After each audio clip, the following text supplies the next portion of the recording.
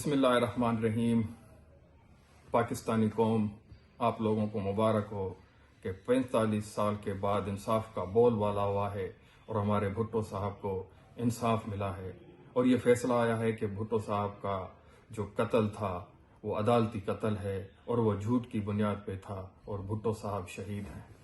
یہ ہمارے ملک کا ایک بہت بڑا المیہ ہے۔ آپ لوگ دیکھیں کہ ہمارا ملک کھڑا کہاں پہ ہے۔ یہ انصاف اور آئین کے ساتھ کتنا بڑا مذاق کیا جا رہا ہے کہ 45 سال پہلے بھٹو صاحب مجرم تھے اور ان کو سزا دلوانے والے ہیرو تھے۔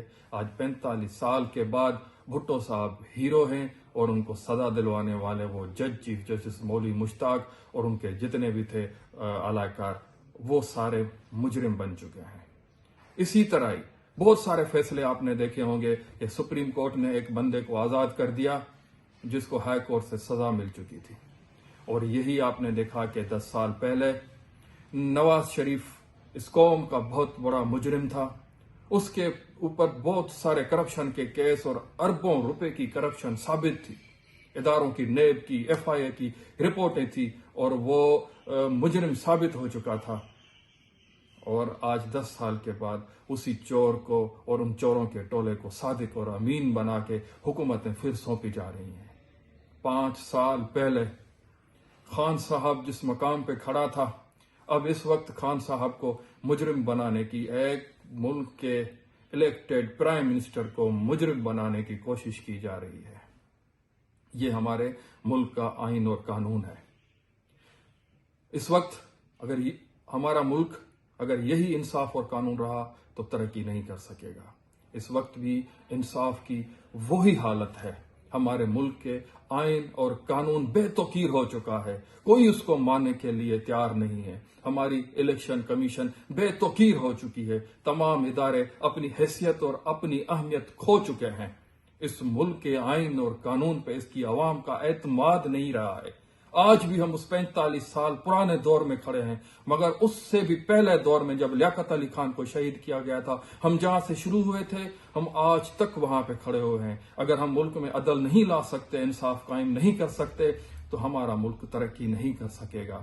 آج جو خان صاحب کے ساتھ ہو رہا ہے، خان صاحب کی دشمنی میں بے بنیاد کیس بنا کے خان صاحب کو جیل کے اندر رکھا گیا ہے، عدت کا کیس جو بنتا ہی نہیں ہے وہ کیس بنا گیا ہے، خان کے اوپر توشہ خانہ کا کیس، تمام لوگوں نے توشہ خانہ سے برے انداز میں تحائف لیے ہیں، مگر خان صاحب نے قانون کے مطابق ایک گھڑی لی ہے، اس پہ کیس بنایا گیا ہے، اور سائفر کیس بے بنیاد کیس ہے کہ ایک ملک دھمکی دیتا ہے پرائم منسٹر کو اور پرائم منسٹر اپنے عوام کو بناتا ہے۔ ایسے بے بنیاد کیس خان صاحب کے اوپر بنا کر اس کو قید میں رکھا جا رہا ہے۔ کیا آپ لوگ 45 سال کے بعد انصاف کرو گے خان صاحب کے ساتھ اور اس ملک کو ترقی سے روکو گے اور یہ ملک کو آپ پھر صدیاں پیچھے دھکیل دو گے؟